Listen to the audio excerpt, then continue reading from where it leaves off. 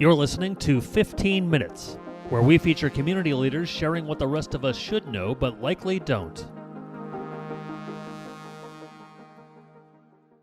Hello, listeners. I'm Bale Lamusitz, host for this episode of the 15 Minutes Share Your Voice podcast, where we talk to top-notch law firms and attorneys about what it takes to grow a successful law practice. This episode is brought to you by Gladiator Law Marketing, delivering tailor-made services to help your law firm accomplish its objectives and maximize your growth potential. To have a successful law marketing campaign and to make sure you're getting the best return on an investment, your firm needs to have a better website and better content. Gladiator Law Marketing uses artificial intelligence, machine learning, and decades of experience to outperform the competition. To learn more, go to gladiatorlawmarketing.com, where you can schedule a free marketing consultation. Today's guest on the podcast is attorney Alexandra Michailov. She is the founder and principal attorney at Capital Immigration Law Group. The firm works with clients on cross-border immigration matters, with particular emphasis on the mobility of key foreign executives, specialized knowledge workers, and foreign nationals with extraordinary ability. Welcome to the podcast, Alexandra. Thank you. Thank you so much. Thank you for the invitation. Happy to be here. You're very welcome. Hey, tell us a little bit about your law firms. I did a brief introduction, but layer that onion back one more level. Yeah, sure. So we mainly do immigration work. We are located right outside Washington, D.C., and we mainly work with corporate clients. But individual clients too can approach us, and it's really that's high-skilled immigration. So you probably hear about, Facebook or other tech companies. They are struggling with finding skilled people, skilled individuals who are working with, software development or other sort of skilled positions. So we really help them. We help those clients. We do not work with Facebook, obviously, but our sort of ideal client is really a tech company that would have 10 or 20 foreign nationals. And they do have different type of work visas. The most common is H-1B work visa, and then we transition them to green cards. So it's really that kind of immigration support for corporate clients who have individuals needing work visas or green cards. We also work with individual clients. Sort of a smaller part probably of our immigration practice is family-based immigration, where the most common is probably a U.S. citizen getting married to a foreign national, and then they have to sponsor them also for a green card, which is always very nice and fulfilling to sort of work with the individuals and just connecting the families together. So I would say this is really the bread and butter for our practice, and very fulfilling, very, very nice. We don't do any removal. I also feel like there is also that other practice of immigration that is a little bit more heartbreaking of, deportation, removal, people where you actually have to send them back to their home countries. Yeah. So we don't do that. I sort of feel like we do the positive part of the immigration, that we actually bring people here, the skilled people, the smart people, the people that we really want here, and the family unification, the individuals who are getting married or bringing spouses, children to the U.S. So that's really our practice. No, very nice. Very nice. That must be very fulfilling, right? Because you're helping people accomplish some of their big objectives that are very important matters in their life, and they're life-changing for those individuals. Yeah, absolutely. I mean, they definitely go through a lot of anxiety and stress. And but when we try to do the best work that we can. So usually we're hoping that the end is going to be successful and nice. But the whole process, I would say, as you probably can imagine, and you're hearing about the immigration, it's long. There are backlogs. So we try to help our clients. And I always say, I'm originally from Poland. So I always tell my clients, look, I went through what you went. I came as a student. I had a work visa myself. Then I was sponsored for a green card. So I honestly went through what most of my clients are going through. And it's sort of understand and anticipate the anxieties they might going through. Yeah. Excellent. So when I read the intro, one of the areas you specialized in is is specialized knowledge individuals. What does that mean? So it's really not technical knowledge. Typically, it's that technical knowledge that they would be the individuals who are, for example, they are finishing colleges here in the U.S. and they are graduating with, degrees in software development or engineering, IT, any type of those fields, and then they find jobs here in the U.S. and they have to go, in order to stay in the U.S., they have to really go through the immigration system that the company has to sponsor. Mm-hmm. So we do those specialized knowledge visas. So that's one type when someone is in the US, and typically, again, they graduate from US colleges, and that is a transition for them. International clients. So if there's a company that has multiple offices in different countries, so they are also, those companies are allowed to bring the individuals from, let's say they have a branch in India, or they would have a branch in China or somewhere else, and they would have engineers or some other specialized knowledge individuals, and the US company would need them, right? So for example, they would say, we need someone who already has experience with our Indian branch, and we need them here in the US for a period of, 1, 2, or 3 years. So Yes. there's also a different immigration option for those individuals to come here.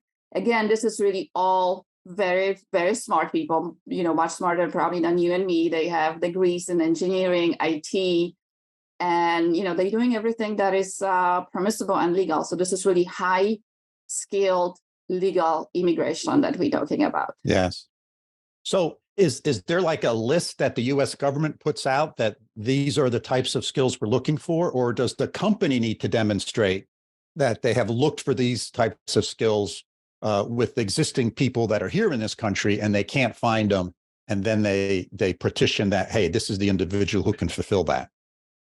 Yeah, that's a very good question. So for the work visa, so work visa is really just temporary stay. So for that, we do not have to document that the company was looking for a US worker. They have to document that they have that technical need in the US. Yes. The immigration office here is it's reviewing that carefully. They do not grant that visa to absolutely everyone and anyone. So I would say, they are scrutinizing this type of applications before they actually say, okay, we agree that this person has a technical knowledge and we agree that this person can come here.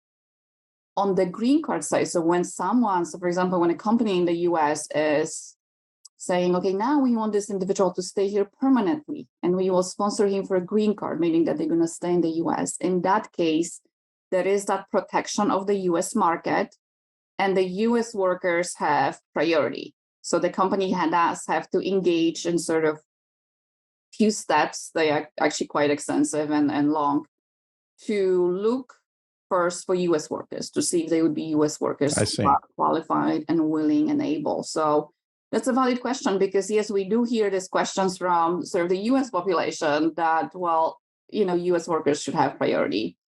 And yes, this is actually the legal environment for a green card application, that the company has to engage in that. Yes.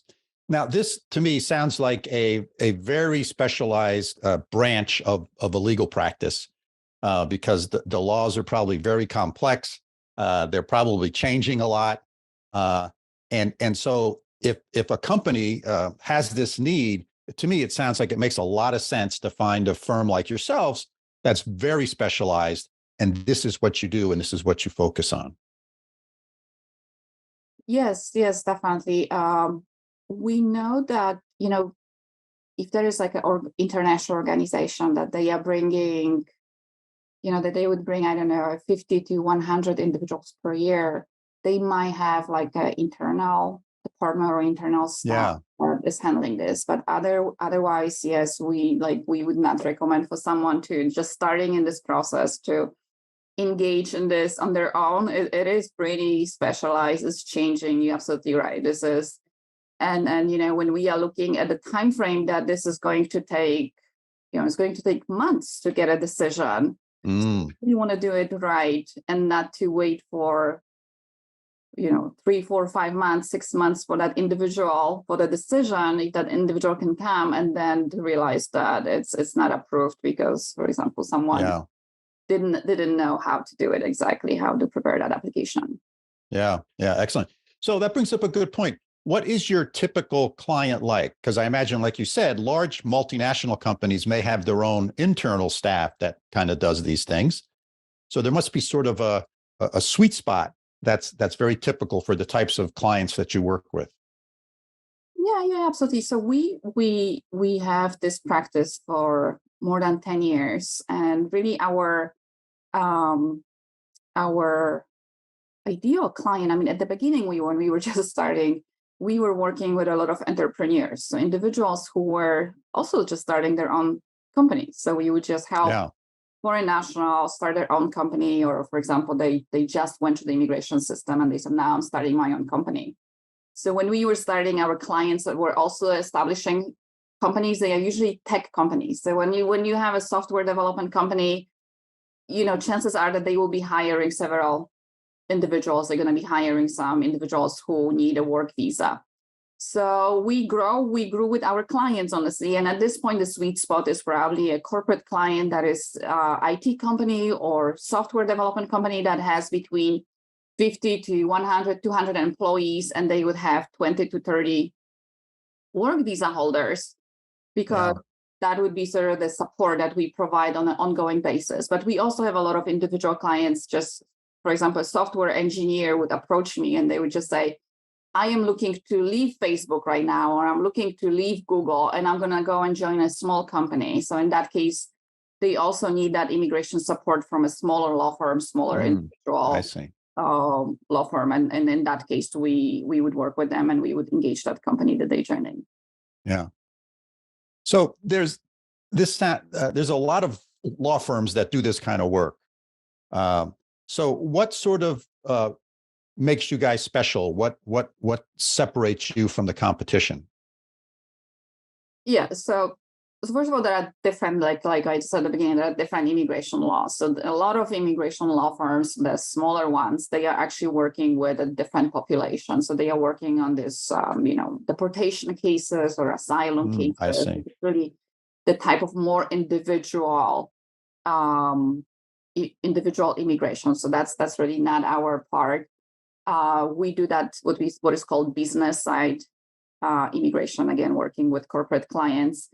I would say our clients. So we ask our clients, why are you coming back? Why are you referring other individuals to us? So the first thing they always say is client service. We do appreciate how responsive you are, how, as I said, they're going through a lot of anxiety and the process is long and complicated. So just really answering those questions, they say afterwards, that really helped them, that we sort of explain the process, set the expectations, and then just really, you have to have that client service.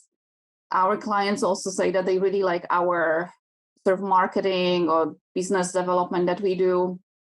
We do have a newsletter that we send once a week or once every 2 weeks, where we really try to report on any developments or explain any recent issues, really from that individual perspective, just like not for us lawyers, but for individuals. And we hear that all the time, that our clients would say, you guys have one of the best newsletters, like we read it and we do appreciate it. We do webinars, sort of just really the steps to engage clients and explain the process to them. So I would say that with that client service, that is definitely at the very top, would be what sets us apart. Yeah, that's interesting. This notion of newsletters and webinars, you're really educating your customers or your potential customers, and you're sort of establishing your expertise and your credibility during that process. It's just like going to talk at a conference or some meeting, right? It's sort of the same idea. That's a great way to get your name and firm out there. Is that the primary way that you guys market your services? I would say at this point, yes. We did at the beginning, we did try a few different avenues that were not so successful. I mean, we did presentations in person too. We would travel, as I said, we work with entrepreneurs. So we would travel like twice a year to California to do some presentations to entrepreneurs. Obviously with COVID, that stopped. And webinars are sort of also covering the same part, which is, just doing online. So that's a little bit easier for everyone. So yes, I would say that's the main thing. We did a few trade shows, for example, at the beginning, and that didn't work for us that much. So Yeah. like it was sort of, to see what works, what doesn't work, and then pursue the avenues that were more successful. Yeah. Excellent. Excellent. So, what was sort of the motivation or impetus for you to leave another firm and start your own firm? Yeah. I feel like I really have tried everything. So I did start my career in the big international law firm in Washington, D.C., just outside, just the same place here where I am now, outside D.C. Yeah. And that was a great practice. That was really one of the biggest international law firms that just, I feel like they really trained me, and whatever practice I do now, the client service, I really just copy and repeat what I learned at that big law firm. It was a little bit more challenging to manage family life with 3 kids Mhm. at the big Yeah. international law firm. So that's why I decided to start Yeah. my own practice, and I'm very pleased. This is really the Yeah.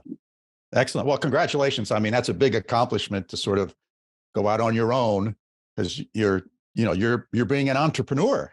Yes, yes. And it must help you then also with your clients, right? Because some of them, as you mentioned, are entrepreneurs. They're starting businesses. They're trying to grow businesses. So you've been through that experience as well as the immigration experience. So you bring that empathy and that compassion to sort of that interaction with your clients. Yes, absolutely. I do feel for the entrepreneurs that, when they said, I do want to start my own company, I do want to start hiring people. Some of them might need immigration support. So I do feel connected to them, to their mission, because yes, that's Yeah. very true. So when you started the firm, what were some of the key decisions or actions that you took that helped the firm grow and make you successful? I'm not sure if we really did any type of like a very special decisions. I Yeah. definitely was always sort of big on business development and like marketing plans. I feel that, even if you have sort of a lot of clients, and you do the work, you have to do your daily work. Like, you should not forget about still doing a little bit of that marketing or business development just somewhere during your week.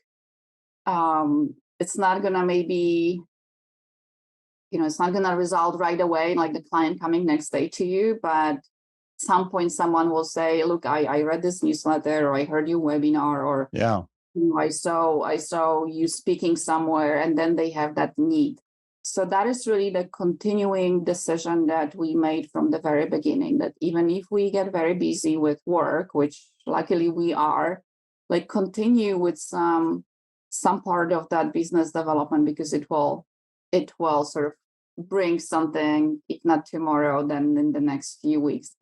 And other than that, I mean, honestly, the good client service, just responsiveness, that is the part that I really learned at my first experience at that big international law firm, where you really have to provide just a top client service. And when our clients are coming sometimes to us, they are coming from a different small law firm, and they would just notice and mention that they do appreciate, because they feel the difference in sort of other.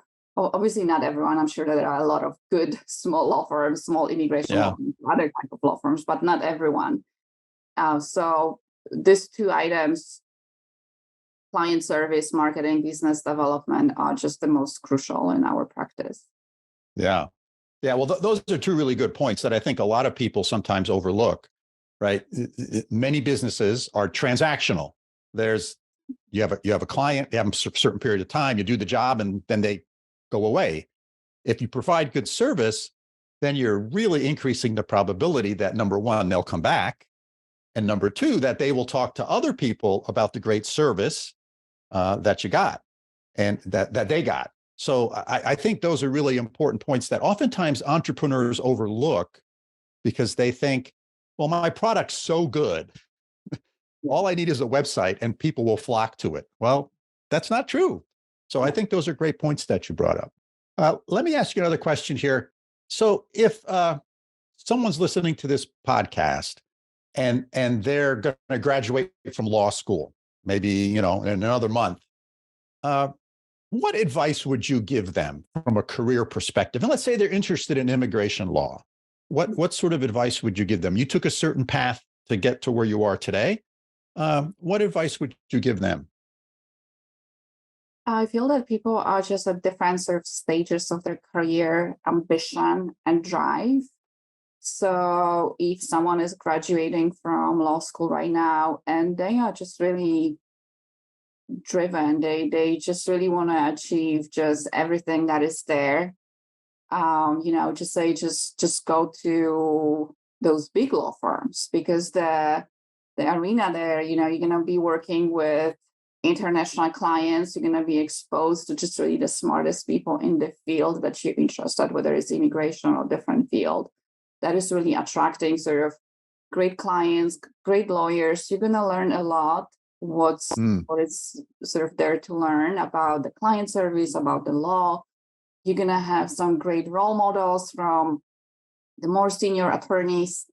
And that is really something, again, that for me, that was only a few years that I spent there, but I feel like I'm still benefiting and I learned the most.